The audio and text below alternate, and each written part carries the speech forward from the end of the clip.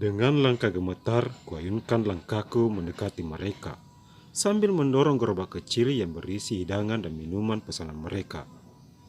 Silahkan, ucapku meletakkan hidangan di atas meja. Mata Paman Rudi kembali terbuka lebar, sedangkan Rina tersenyum begitu bahagia.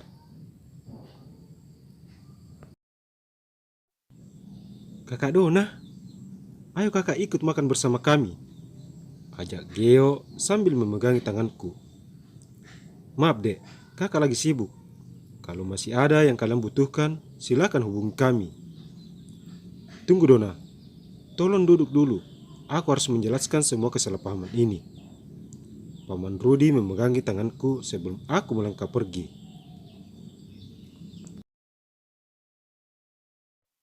"Tidak ada lagi yang perlu dijelaskan. Semua sudah jelas. Tolong lepaskan tangan Anda." Aku mencoba menepis tangan Paman Rudi, tetapi pria itu sama sekali tidak mengindahkannya.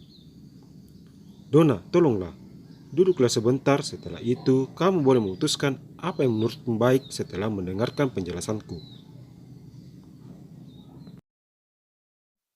"Mas Rudi, kenapa kamu masih saja ingin menjelaskan hubunganmu dengan Anti? Aku tahu kamu tidak salah dalam hal ini.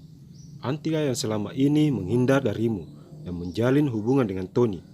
Jadi tidak ada lagi yang harus dijelaskan," ucap Rani yang kelihatannya senang bila membahas tentang Bianti. "Rani, ini tidak ada hubungannya dengan Anti. Sudah aku bilang semua masalahku dengan Anti sudah kelar sejak keputusan pengadilan." "Terus, kalau semua itu menurut Mas Rudi sudah kelar, kenapa Mas Rudi terlihat panik saat anak ini melihat kita berdua?" "Biarkan dulu Dona duduk, agar aku bisa menjelaskan semuanya." "Dona, duduklah." Wajah Paman Rudi sedikit memohon. "Maaf, aku sangat sibuk. Lihatlah, banyak pelanggan kafe yang datang. Aku takut majikanku menegurku karena tidak profesional dalam bertugas. Sekali lagi, aku tidak bisa. Tolong lepaskan tangan Anda." Aku melepaskan genggaman tangan Paman Rudi. Ada getaran aneh yang muncul dalam hatiku ketika tanganku menyentuh tangan pria yang selama ini aku panggil Paman. "Dona, kamu Dona kan?" Seorang pria seusiaku mendekatiku. Kak Andi, kamu datang dengan siapa?" Balasku tersenyum manis pada pria itu. Andi adalah ketua OSIS dan juga kakak kelasku. Aku tahu sudah lama dia juga memendam rasa padaku. "Aku datang bersama papa dan mama. Kebetulan beliau baru saja datang dari Amerika dan menginap di hotel ini."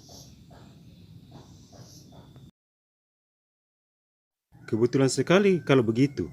Mari aku bantu mumpung aku lagi tidak ada kerjaan lain." "Terima kasih Dona. Kamu tidak pernah berubah, selalu baik pada semua orang. Jangan terlalu menyanjungku, karena terkadang apa yang kita lihat itu tidak sama dengan sesungguhnya. Kalau begitu kami permisi dulu. Jika masih ada yang kalian butuhkan, silakan panggil salah satu di antara kami."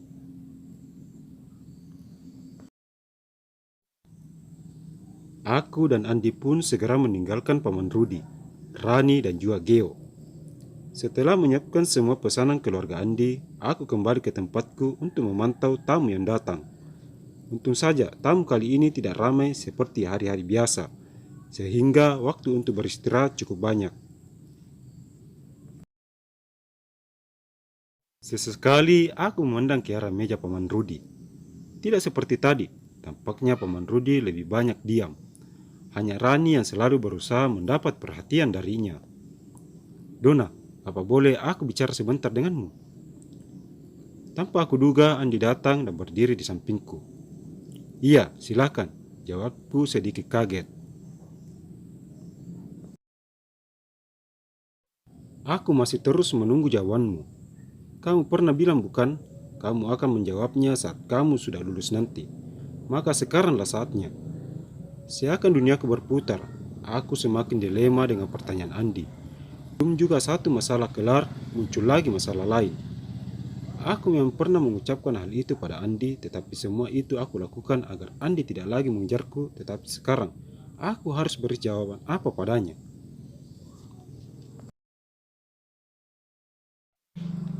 Ku coba memutar pikiran untuk membalas pertanyaan Andi, dan akhirnya ada sebuah jawaban tersirat juga di pikiranku. Maaf Andi, aku masih belum bisa untuk menerimamu. Kamu tahu sendiri bukan, aku fokus bekerja demi mengumpulkan uang untuk biaya kuliahku tahun depan. Aku tidak mau cita-citaku harus terhambat memikirkan hal yang seharusnya belum bisa aku pikirkan. Aku bisa membantu membiayai uang kuliahmu, dan kamu bisa kuliah tempatku karena itu milik papaku. Kita bisa menjalani semuanya sampai kita berdua lulus nantinya dan memikirkan masa depan kita berikutnya. Wajah Andi dengan pengharapan begitu besar. Terima kasih banyak Kak Andi atas tawarannya, tapi aku tidak bisa. Biarkan aku berjuang sendiri untuk itu. Bila jodoh, kita bisa bertemu kembali dan menempuh pendidikan pada gedung yang sama.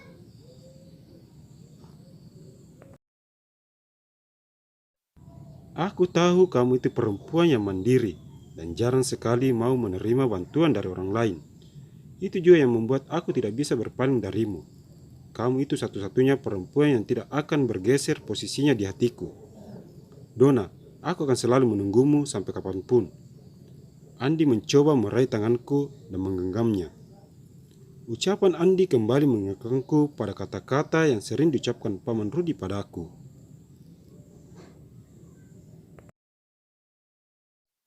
Tolong lepaskan tanganmu. Paman Rudi tiba-tiba saja datang dan menarik tanganku dari genggaman Andi. Anda ini siapa? Tanya Andi sedikit heran. Aku ingin paman sekaligus. Andi, kapan-kapan kita ketemu lagi. Kasihan ayah dan ibumu, sudah lama menunggumu.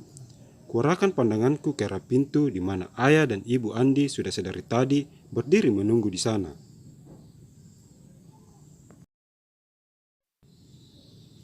Aku takut Paman Rudi berkata yang bukan-bukan tentang hubungan kami. Baiklah, aku akan terus menunggumu walau ada dinding yang ingin menghalangi kita. Aku pergi dulu dan jaga diri baik-baik. Andi menatap ke arah Paman Rudi. Sepertinya dia tidak suka dengan kehadiran Paman Rudi saat ini. Siapa dia? Sepertinya dia memendam rasa padamu. Paman menatapku dengan sangat lekat. Aku tahu betul kalau saat ini dia cemburu berat pada Andi. Paman tidak perlu tahu semua hal yang mengenai diriku. Lagian aku juga tidak pernah ingin tahu bukan semua perihal tentang Paman. Dona, kenapa secepat ini kamu berubah? Aku sudah berkorban banyak demi hubungan kita, tetapi kenapa seolah-olah kamu tidak percaya kepadaku? Apalagi yang harus aku percayai? Semua sudah sangat jelas di mataku. Coba lihat perempuan itu. Matanya memancarkan kegelisahan saat ini. Jadi tolong temani dia. Aku sibuk saat ini. Masih banyak hal yang ingin aku kerjakan. Dona, tolonglah. Rani itu bukan siapa-siapa bagi Paman. Dia itu hanya mantan pasien dan juga sahabat Paman.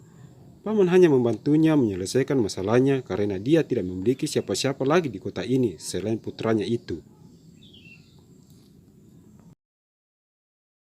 Maka dari itu, selesaikan dulu masalahnya. Sebelum kelar, tolong jangan datang menemuiku. Mungkin Paman tidak menyadari atau hanya pura-pura tidak tahu kalau sesungguhnya dia memendam rasa pada Paman. Aku tidak ingin ada aku di antara kalian hingga membuat hubungan kalian tidak sehat. Maka dari itu, tolong jangan ganggu aku lagi. Jika nanti Paman tidak bahagia dengannya, kembalilah. Pintu akan selalu terbuka, tetapi hati ini tidak akan sama seperti dulu. Aku mencoba tegar. Kutahan bulir air mata yang sedari tadi ingin menetes di kedua sudut mataku.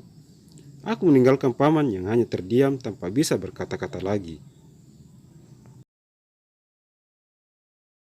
Jangan lupa untuk terus dukung channel ini dengan cara memberi like, komen, share, dan subscribe. Terima kasih.